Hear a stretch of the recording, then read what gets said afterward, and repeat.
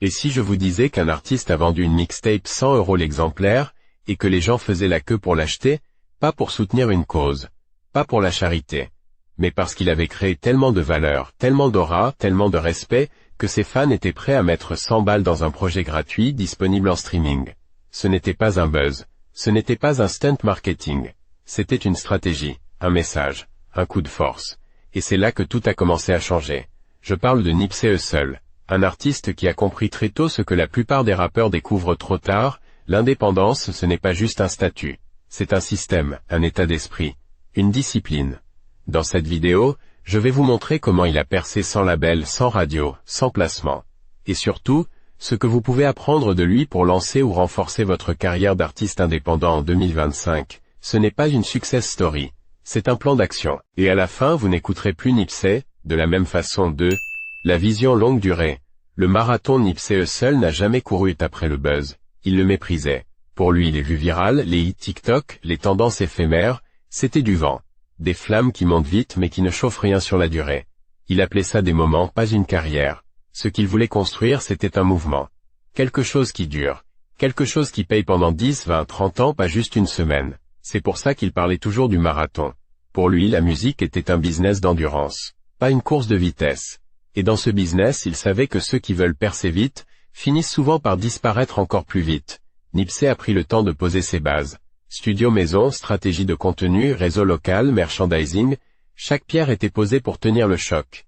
Il savait que sans structure, aucun buzz ne pouvait tenir, et que sans contrôle sur ses droits, son image et sa vision, il finirait comme la plupart des artistes signés, usés, dépendants, frustrés. Il disait souvent « If you build it right, it will sustain itself ». Et c'est exactement ce qu'il a fait. Il a investi dans son propre quartier, ses propres outils, ses propres masters. Il ne voulait pas juste être connu. Il voulait posséder ce qu'il créait, et pendant que d'autres jouaient la montre, lui posaient les fondations d'un empire, il n'attendait pas qu'on lui tende la main, il construisait son propre terrain. Voilà pourquoi le marathon n'était pas juste un slogan, c'était une philosophie d'indépendance. Un rappel que si vous traitez votre carrière comme une start-up musicale, vous n'avez pas besoin de buzz, vous avez besoin de constance. Et ce n'est que le début. Parce que Nipsey avait compris un autre levier ultra puissant que la majorité des artistes négligent totalement. 3. Indépendance radicale. Aucun contrat, aucun compromis. Nipsey Hussle a été approché par toutes les grandes maisons de disques, Warner, Def Jam, Atlantic. Les offres pleuvaient, mais il les a toutes refusées. Pas par arrogance, par stratégie. Il savait exactement ce qu'il valait. Il savait que signer trop tôt c'était hypothéquer sa liberté créative, ses droits, son catalogue. Et ça, il n'en voulait pas. Pendant que d'autres se battaient pour un contrat à 50 000 $, lui gardait les mains libres. Il refusait les avances, les deals 360, les pourcentages sur ses tournées. Pourquoi? Parce que Nipsey ne voulait pas être un produit dans le catalogue d'une major. Il voulait être le propriétaire de sa marque. C'est dans cet esprit qu'il a fondé All Money In, son propre label, son propre système, son propre univers. Pas de deal léonin. Pas de pourcentage prélevé. Tout ce qui entrait restait en famille. Et surtout, il gardait 100% de ses masters, 100% de son image, 100% de ses décisions. Il n'avait pas besoin de validation extérieure. Il ne courait pas après la reconnaissance de l'industrie. Il bâtissait une alternative. Une structure où les artistes sont payés avant tout le monde, pas en dernier. Cette indépendance radicale, il l'a payée en travail, en patience, en sacrifice. Mais elle lui a permis de faire ce que peu d'artistes ont osé. Vendre une mixtape 100 $ pièce, puis 1000 $ la suivante, sans passer par aucun distributeur classique. Et quand il a fini par signer un partenariat avec Atlantic bien plus tard, ce n'était pas pour être signé. C'était pour distribuer ce qu'il avait déjà construit. Les rôles étaient inversés. La major travaillait pour lui, pas l'inverse. Nipsey n'a jamais été un artiste à vendre. Il était un entrepreneur musical, un visionnaire, un label à lui tout seul. Et cette mentalité a tout changé. Parce qu'elle lui a permis de poser un autre coup de génie. Un geste que personne ne comprenait au départ, mais qui a retourné toute l'industrie. 4. Le coup de génie marketing, la mixtape à 100 $, à une époque où tout le monde distribuait sa musique gratuitement pour percer, Nipsey Hussle a fait exactement l'inverse. Il a pris sa mixtape Crenshaw, l'a pressée en édition limitée, et l'a vendue à 100 $ l'unité. Oui, vous avez bien lu. Une mixtape à 100 balles. Pas d'album, pas de hit radio, pas de feat avec des stars du moment. Une simple tape, brute, directe, 100% indépendante. Et le plus fou, les gens ont acheté. Ils ont fait la queue. Ils ont vidé le stock. Le jour de la sortie, 1000 exemplaires sont partis, 100 000 $ encaissés en une nuit. Pourquoi ça a marché? Parce que ce n'était pas juste de la musique. C'était un symbole, acheter Crenshaw, c'était soutenir un artiste libre. C'était devenir partie prenante de son mouvement. C'était affirmer, je crois en l'indépendance, je crois en l'effort, je crois en ce que tu représentes. Jay-Z lui-même en a commandé 100 exemplaires pour Roc Nation, et à partir de là, le monde entier s'est mis à en parler. Les médias ont relayé l'histoire. Les blogs hip-hop ont crié au génie. Les artistes ont commencé à repenser leur rapport au prix, à la rareté, à la valeur. Parce que Nipsey venait de prouver une chose essentielle, le prix, c'est vous qui le fixez, pas le marché. Si vous apportez assez de valeur, assez de vision, assez de cohérence, les gens paieront pour vous soutenir. Ce n'était pas une mixtape à 100 $. C'était une œuvre limitée portée par un message ancré dans une stratégie. Et à ce moment précis, Nipsey a changé les règles du jeu. Il ne mendiait plus l'attention. Il créait la demande. Il ne courait plus après les playlists. Il imposait ses conditions. Et ce n'était que le début. Parce que derrière ce move légendaire, il y avait une stratégie encore plus grande. Faire de sa marque personnelle un empire. 5. Créer un écosystème autour de sa musique. Nipsey Hussle n'a jamais vu la musique comme une fin. Pour lui, c'était le point d'entrée. Un levier. Une fondation pour bâtir un empire. Pendant que la majorité des rappeurs se battaient pour des streams ou des feats, lui, il construisait un écosystème. Sa vision, transformer chaque auditeur en supporter, chaque supporter en client, chaque client en ambassadeur. Et pour ça, il a lancé The Marathon Clothing, sa propre marque de vêtements. Pas un simple merch à coller sur un t-shirt, non, une vraie marque pensée, désignée, construite avec la même exigence que sa musique. Qualité, storytelling, image forte, chaque pièce était une extension de son univers. Mais il est allé encore plus loin. En plein cœur de Crenshaw, il a ouvert un Smart Store. Pas juste une boutique.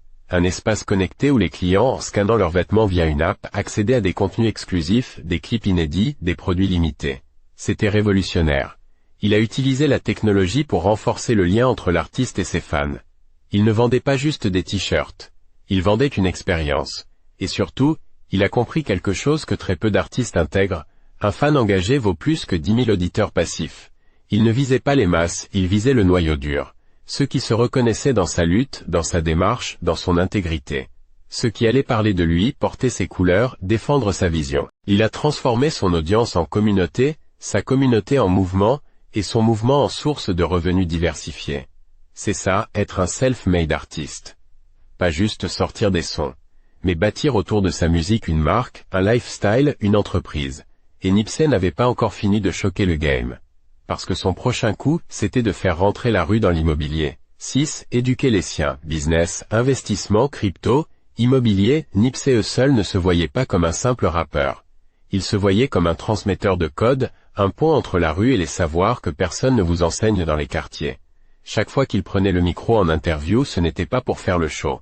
C'était pour donner une leçon. Il parlait de business, de propriété, d'investissement, d'entrepreneuriat, de crypto bien avant que ce soit à la mode. Pour lui, l'indépendance ne s'arrêtait pas à l'industrie musicale. Elle devait s'étendre à la maîtrise de son argent, de son savoir et de son environnement. Il lisait des livres que peu d'artistes prenaient le temps d'ouvrir. Contagious, Three Magic Words, Message to the Black Man. Il étudiait les stratégies des moguls comme Master P, Jay-Z ou même les modèles de la Silicon Valley. Et il redescendait tout ce savoir à hauteur de rue, avec ses mots, son flow, sa vibe. Ses interviews, des masterclass cachées.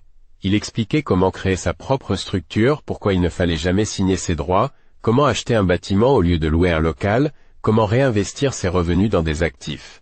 Il parlait de Bitcoin, d'investissement dans la tech, de créer des opportunités pour les jeunes de son quartier.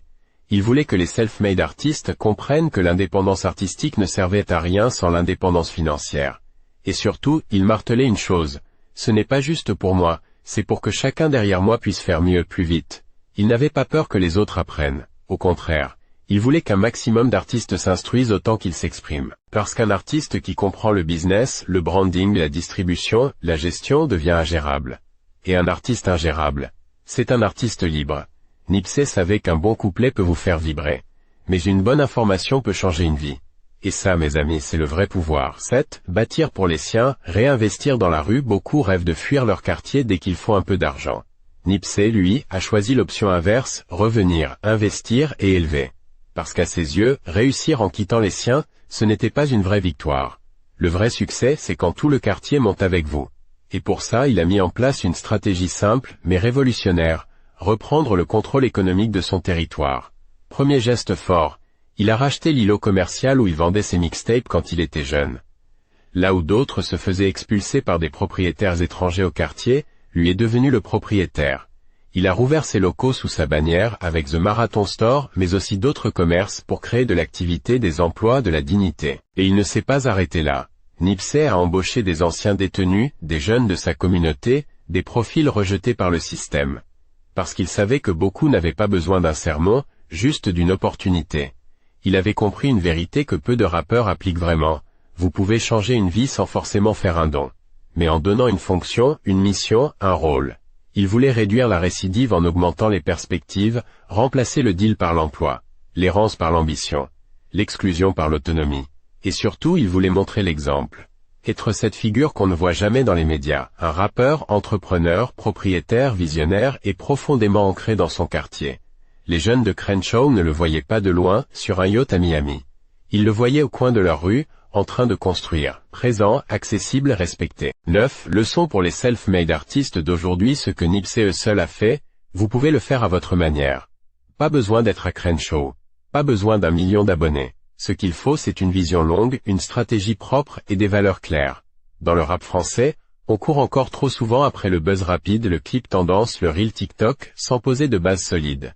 Mais la vérité, c'est que le buzz ne bâtit rien. Il vous donne de la lumière, mais sans toit pour la garder. Voici ce qu'un rappeur français devrait copier dès maintenant. Créez votre propre structure, même petite. Un label, une micro-entreprise, un cadre légal pour être patron de vos œuvres. Apprenez les codes du business, pas seulement du studio. Budget, droit, contrat, marketing, tout ça s'apprend. Construisez une base de vrais fans, pas d'algorithmes. Des gens qui achètent, qui partagent, qui parlent de vous même quand vous n'êtes pas à la mode. Utilisez les majors comme un outil, pas comme une autorité. Négociez en tant que structure, pas en tant qu'individu. Et surtout, ne laissez jamais le doute vous faire oublier pourquoi vous avez commencé. En 2025, le modèle de Nipsey est encore plus puissant qu'en 2015. Pourquoi? Parce que les outils sont accessibles. Parce que le streaming vous met en contact direct avec vos fans. Parce que l'IA, les NFT, les plateformes décentralisées ouvrent une nouvelle ère pour les artistes autonomes. Ce que Nipsey disait était clair. If they kill me, you'll better read for me. Ce n'était pas un appel à la violence. C'était un appel à continuer le combat.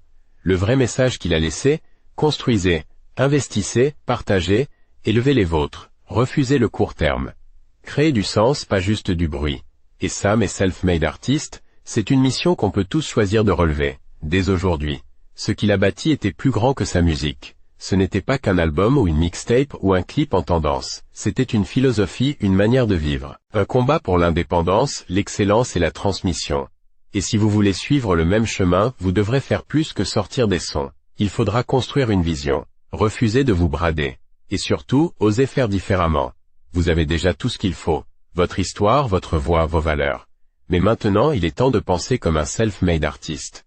Pas comme un rêveur qui attend un contrat miracle. Si cette vidéo vous a fait réfléchir, si elle vous a inspiré à voir plus grand, faites-le moi savoir dans les commentaires. Qu'est-ce que vous allez commencer à changer dans votre stratégie? Quelle leçon de Nipsey vous a le plus marqué? Et si vous êtes sérieux à propos de votre carrière, abonnez-vous à la chaîne maintenant. On construit cette vision ensemble. Activez la cloche pour ne rien rater, parce que les prochains épisodes vont vous donner les outils concrets pour avancer. Mais self-made artiste, ce n'est pas un sprint, c'est un marathon. Et la ligne d'arrivée, c'est vous qui la définissez.